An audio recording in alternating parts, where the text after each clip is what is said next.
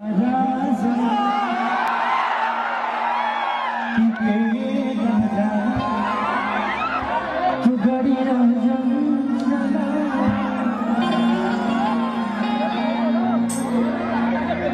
हमारे बड़ा देवी गीत पे बाजे रहा कि चुनरिया पिया हो चुनरिया पिया अनिले दहिया की चुनरिया पिया। यहाँ पे दो राइटर महान राइटर भी हमारे साथ हैं वाली लोग मानिए एमने के पवन बाबा और इनकी कीर्तिमान को हम सब नहीं भूल पाएंगे जो इन्होंने किया हमारे लिए। इस धरती पे अगर हम कुछ बोल भी रहे तो इनका बहुत बड़ा योगदान है इस धरती के लिए। तो मैं चाहता हूं कि जोरदार ताली बजे हमारे चाचा के लिए आई लव यू।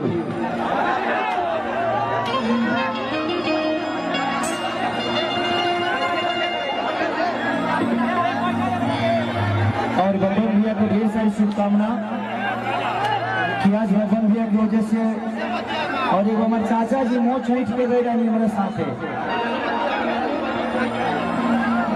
वहाँ के ऊर्जा देख के उम्र में भी लागल कि ना वो धरती पर हमके जाए के चाहिए और यही से विदेश छोड़ के हम आ गए नहीं रिवा सबसे प्यार करे खातिर।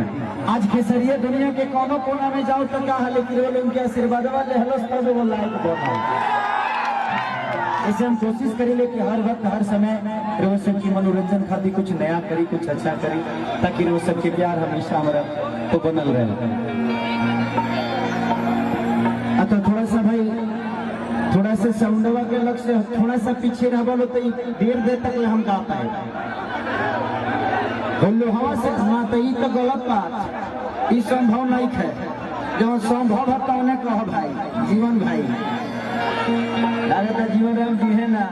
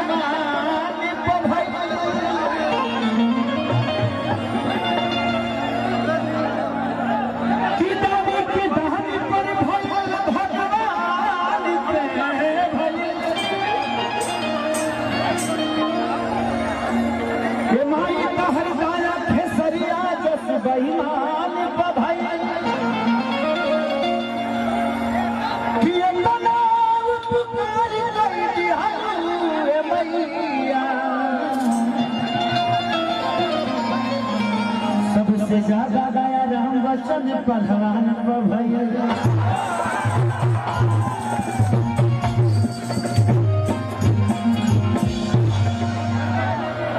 देखिए ये धरती से राम जुड़ गए भाई यहाँ के नाम में राम बा तभी कि हम लोग कहे लगा पहले के लोग नामों रखल दिला हमार नाम शत्रुघ्न है लेकिन क्या कर बोलो केसरिया प्रचलित हो गए कहीं छीट का बराबर ऐसा बना हो। आज हमके हमारे नाम से हमारे घर के लोग भी ना जान पाएगा इस समाज हमके खेसरिया बोला से खेसरिया के का ना बोला ट्रेंडिंग स्टार था हिस्ट्री स्टार था मिस्ट्री स्टार हिट मशीन रहता इतना नहीं शरीर के लोग मशीन बना दे लोग के प्यारे था कि माँ की ज्योति से नूर मिलता है सभी के दिलों को सरूर मिलता है।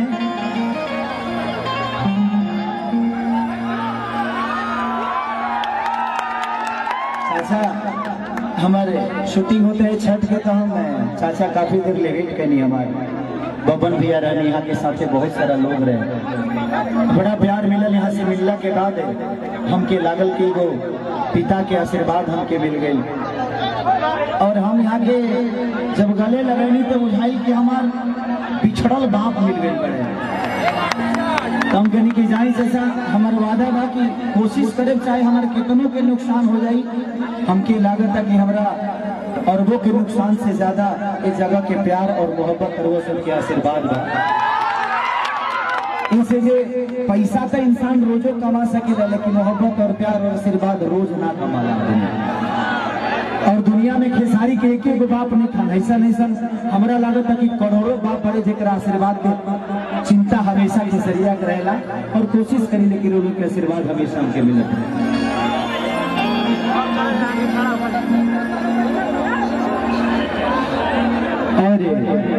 अभी हम सुनिए कि चाचा मुखिया से भी खड़ा बनी, चाचा हमारे चाची खड़ा बनी, हमारे माई खड़ा बनी। तो हम अपील करत तनी एक बार खेसरिया के माई के जिता दिया लोग कि राजनीतिक मंच ना है, लेकिन इमोशन बा अपना परिवार से जुड़ल बात आदमी बात के बोलला सा, लेकिन क्या जरूरत है लोग अतना हम माला पहन लेनी। हमारा लागत है जितना गाला में माला आ ना पाए, लेकिन आप लोग समझ लीजिएगा कि खेसरिया आने के माला पैदा डाला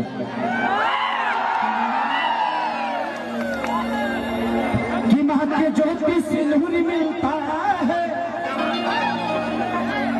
सभी के दिलों को जरूर मिलता है कि महत्व दरबार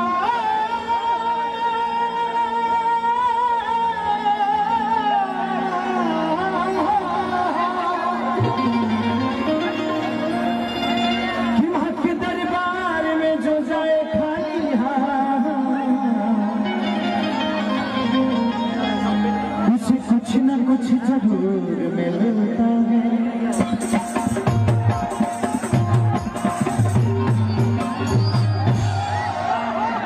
सोना भजन लिखे हैं अखिलेश कश्यप जी, जो कि 2 रुपया हो 2 रुपया एक गोरी तोरी चुनरी बाझा लिखो। बाबा की बहुत सारा गाना हिट बा, सब धीरे धीरे वो सब प्यार से बात के बहुत सुना।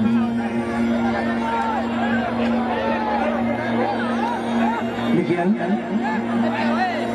एक भजन माई के जो हमारे समझ लीजिए कि हमारे खातिर आरती है कि माटी के मूर्ति